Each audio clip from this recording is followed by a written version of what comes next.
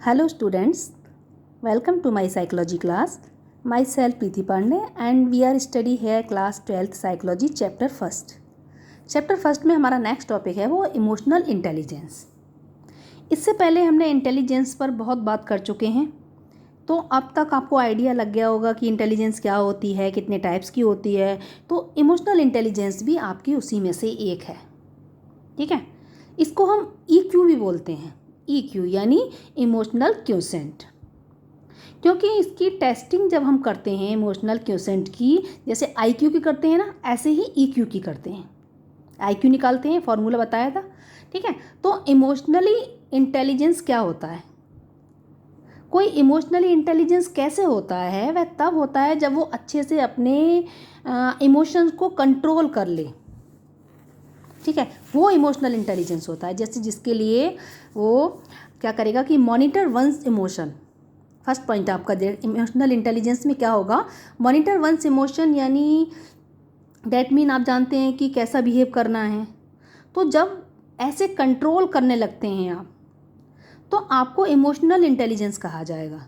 यानी जो बैलेंस्ड रहते हैं, ठीक है, अपना बैलेंस को बिगड़ने नहीं देते, तो वो इमोशनल इंटेलिजेंस होंगे। सेकंड है इंटरपर्सनल रिलेशंस। इंटरपर्सनल रिलेशन का मतलब है दैट मीन उनके पास में दूसरों के से ना रिलेशन बहुत अच्छे हैं।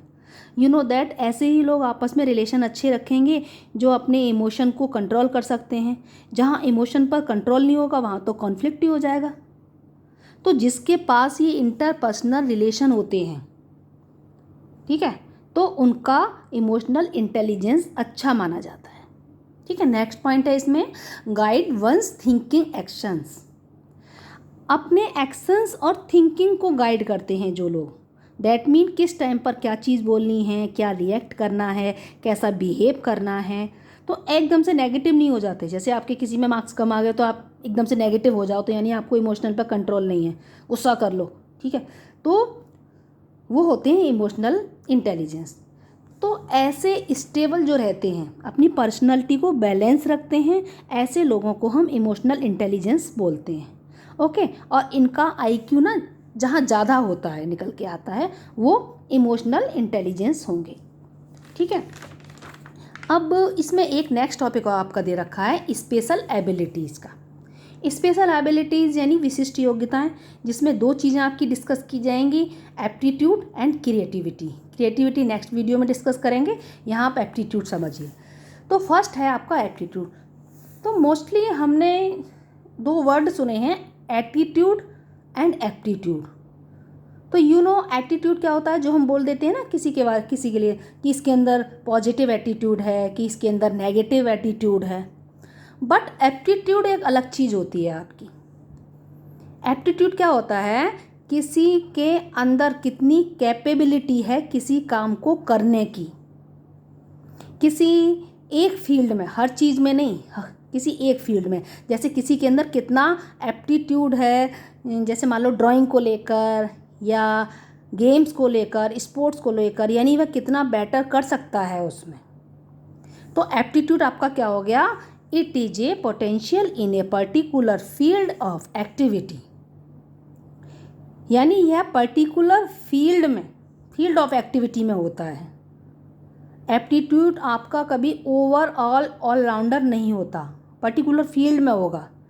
जैसे कोई इलेक्ट्रिकल अप्लायंस को यूज करने में है, ठीक है, उसका एप्टीट्यूड इलेक्ट्रिकल अप्लायंस को यूज करने में बहुत अच्छा है, तो उसे वो यूज बहुत अच्छे से कर सकता है एज़ कम्पेयर टू अदर्स।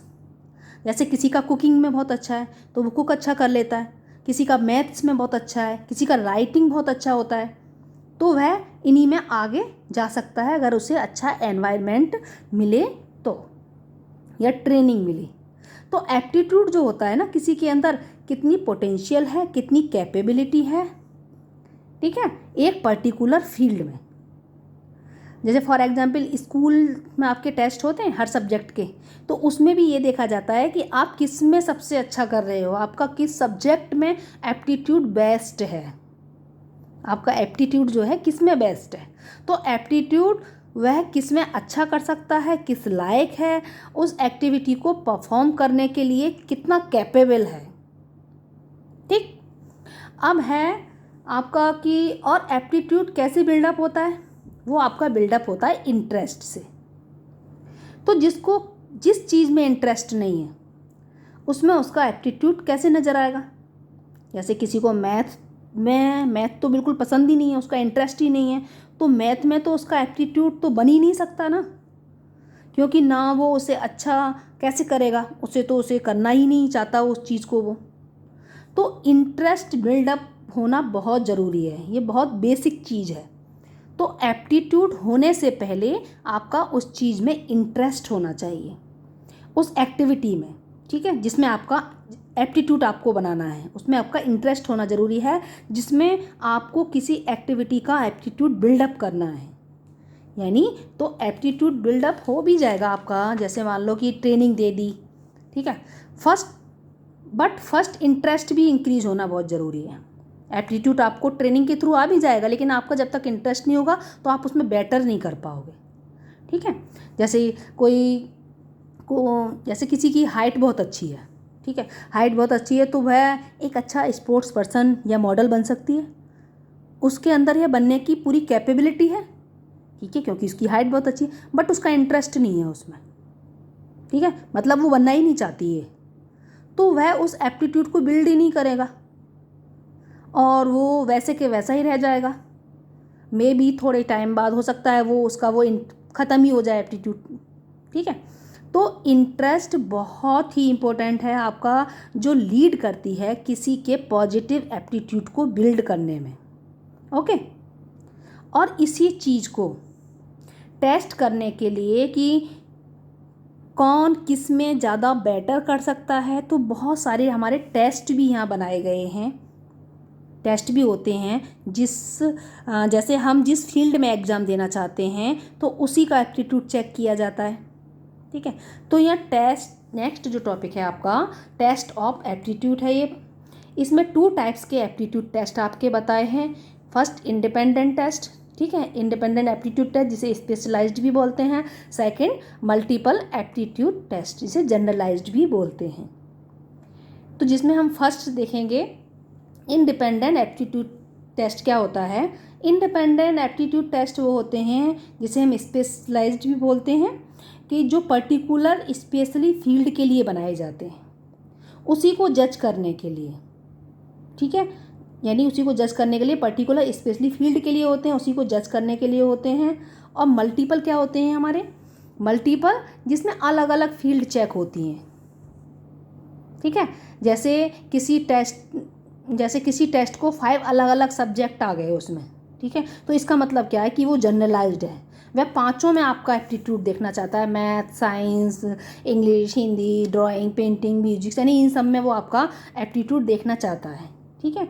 तो अगर किसी एक चीज़ का टेस्ट आ रहा है, किसी एक चीज़ को आपको टेस्ट करना है, तो वह किस एक चीज़ का एप्टीट्यूड चेक कर रहा है, तो वो आपके क्या हो गए, स्पेशलिस्ट टेस्ट हो गए, यानी इंडिपेंडेंट एप्टीट्यूड टेस्ट हो गए, ठीक है।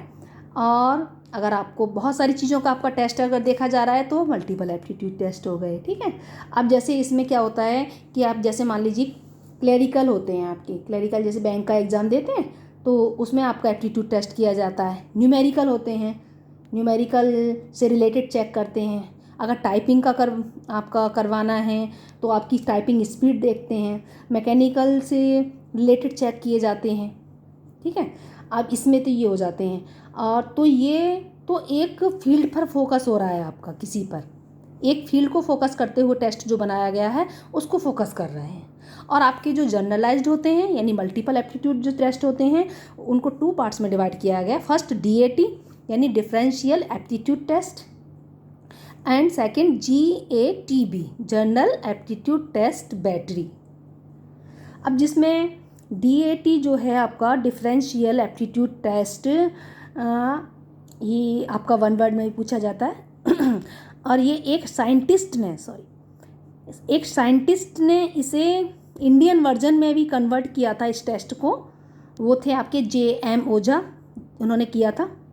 और ये सेकंड जो है आपका GATB general aptitude test of battery, ये इसमें ना बहुत सारे, उसमें बैटरी, उसमें काफ़ी सारे टेस्ट हैं, यानी पूरा सेट होता है ये आपका टेस्ट का, ठीक है, जिसमें आपके बहुत सारे चीज़ें चेक की जाती हैं। अच्छा, एक चीज़ और आपको हमेशा याद रखनी है, रिमेंबर, कि जो EQ होता है, ठीक है, जो EQ होता है ना, वो अपना आपका जो IQ होता है, ठीक है, उससे कोई लेना देना नहीं है इसका। यानी EQ अलग, IQ अलग। यानी अगर हमारा IQ अच्छा है, हमारा IQ अच्छा है, तो ये ज़रूरी नहीं कि हमारा EQ भी अच्छा हो। वह अच्छा या ख़राब कुछ भी हो सकता है, ऐसा ज़रूरी नहीं है, ठीक है। इनका आपस में कोई लेना देना नहीं है। और ये ज़रूरी नहीं है कि हमारा EQ अच्छा हो तो हमारा IQ ख़राब हो, ठीक है, समझ गए। जैसे मान लीजिए कोई पर्सन, एक पर्सन A ले लो, एक पर्सन 2 ले लो, दोनों का IQ इक्वल आया, निकाला तो हमने, ठीक है, और एप्टीट्यूड टेस्ट उनका इक्वल नहीं है, यानी एप्टीट्यूड इक्वल नहीं है। इसका क्या मतलब है कि यानी एक पर्सन को मैथ में इंटरेस्ट है, एक को आर्ट्स में इंटरेस्ट है, तो एप्टीट्यूड दोनों का अलग अलग हो गया, बट उनका IQ एक जैसा आया है, बट उनका EQ अलग हो गया। एक मैथ में इंटरेस्ट रख रहा है, एक आपका किसी अदर सब्जेक्ट में, आर्ट्स में इंटरेस्ट रख रहा है, किसी में भी रख रहा है। नाउ दोनों अलग हो गए, सेम ऐसे ही EQ और IQ का कोई लेना देना नहीं है, ठीक है। जैसे पर्सन का नहीं है, किसी का किसी में इंटरेस्ट है, किसी का किसी में, ऐसे ही EQ IQ दोनों का कोई लेना देना नहीं है। सेम भी हो सकता है, सेम हो सकता है, लेकिन ऐसा नहीं कि इसका इफेक्ट इस पर पड़े। ओके, नेक्स्ट आपका जो टॉपिक आएगा वो क्रिएटिविटी आएगा, जो हम नेक्स्ट वीडियो में डिस्कस करेंगे। Okay, thank you so much.